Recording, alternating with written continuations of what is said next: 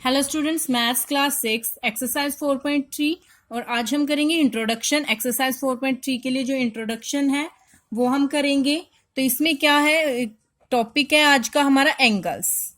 किसके बारे में पढ़ेंगे हम? एंगल्स के बारे में पढ़ेंगे। एंगल्स क्या होता है? एंगल्स आर मेड, कब बनता है angles? Angles are made when corners are formed. जब भी कॉर्नर फॉर्म्ड होता है तभी क्या बनता है? एंगल बनता है। जब भी कॉर्नर फॉर्म होता है तब क्या बनता है? एंगल बनता है। उस टाइम टू रेज को मिला के, यानी कि टू रेज का जब वन कॉमन पॉइंट होता है तब क्या बनता है? एंगल बनता है। जैसे टू रे ली, एक रे यहाँ पे ली हमने ओ ए रे ली है, एक यहाँ पे ओ बी रे ली है।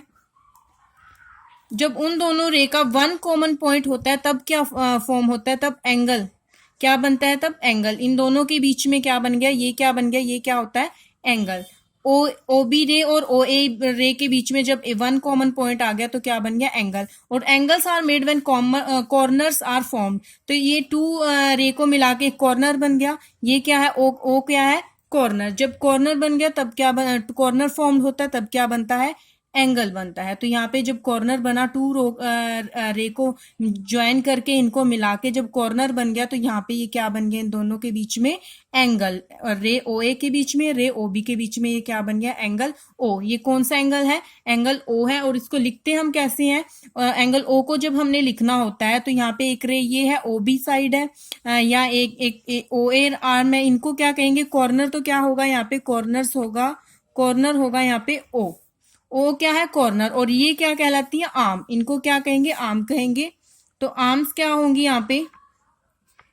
ओ A and O B. O A and O B क्या है? आर्म्स। ये O A and O B arms है। और ये क्या है? ओ क्या है? कॉर्नर है। तो एंगल, यहाँ पे जो ये एंगल बन रहा है तो इसको हम कैसे डिनोट करते हैं एंगल को? क्योंकि बी ओ ए इनके बीच में एंगल बन रहा है, या ए ओ बी इनके बीच में एंगल बन रहा है, तो हम इसको कैसे लिखेंगे? जहां पे एंगल बन रहा है, जिस पॉइंट पे, कौन से पॉइंट पे एंगल बन रहा है? ओ पे एंगल बन रहा है, ओ कॉर्नर पे एंगल बन रहा है, तो ओ को हम बीच में रखेंगे और ये हम दोनों साइड रखेंगे। देखो कैसे लिखेंगे? एंगल का साइन लगाएंगे ए, बीच में ओ, जिस पॉइंट पे एंगल बन रहा है वो सेंटर में आएगा, एंड लास्ट में बी। इसको हम ऐसे भी लिख सकते हैं या फिर हम लिख सकते हैं, नीचे से भी शुरू कर सकते हैं लिखना, बी ओ ए, बी ओ ए, इस टाइप से भी लिख सकते हैं और ऊपर से भी शुरू कर सकते हैं, ए ओ बी। जो जिस पॉइंट पे एंगल बन रहा है, जिस कॉर्नर पे यहाँ पे एंगल बन रहा है जिस पॉइंट पे, वो कहाँ होना चाहिए? बीच में। तो ओ पे एंगल बन रहा है तो ओ कहाँ आएगा? बीच में। तो यहाँ पे ओ बीच में आया, इधर भी ओ बीच में, तो यानी कि इस एंगल का नाम क्या देंगे हम? A O B, angle A O B या एंगल बी ओ ए, ये इस एंगल का हम नाम देंगे। हाँ जी। अब हम बताएंगे एडजेसेंट एंगल। किस चीज के बारे में बताएंगे? Adjacent angles. जब टू एंगल्स बनते हैं, इस टाइप से टू एंगल्स बनते हैं साथ साथ में, जैसे एंगल वन, ओ पॉइंट पे ही टू एंगल बनते हैं, angle one and angle two, तो ये क्या कहलाते हैं? Adjacent angle. Angle one angle two के साथ क्या है? Adjacent angle. ओ पॉइंट के साथ एक तो ये एंगल बन रहा है, एंगल वन, जिसको हम कहेंगे angle one is equal to क्या होगा? एंगल वन को हम कैसे लिखेंगे? जैसे आपको लिख के दिखा रहे हैं यहाँ पे, एंगल वन को हम कैसे लिखेंगे?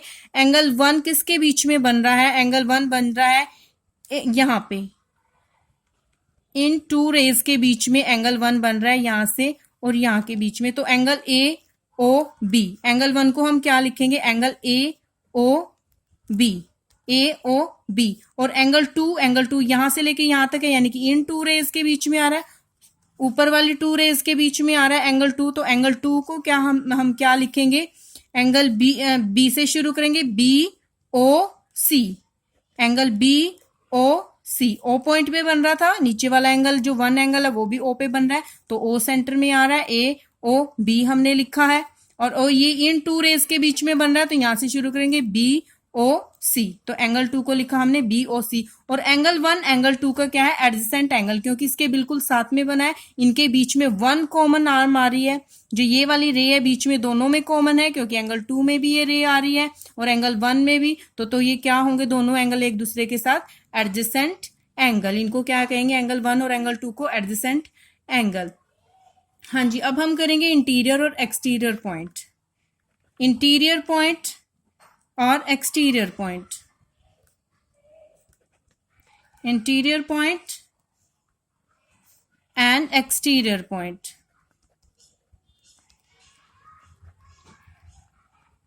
इंटीरियर पॉइंट कौन सा होता है, जब एंगल बनाते हैं हम टू रेज के साथ ऐसे एंगल बन गया, उनके बीच में वन कॉर्नर आया है, वन कॉर्नर पे एक एंगल बन गया, ये एक रे है ए, ओ ए रे है, एक ओ बी रे है, और उनके बीच में ये एंगल बन गया। तो इसमें एंटीरियर कौन सा होगा, ये कौन सा पोर्शन है इसका, एंटीरियर।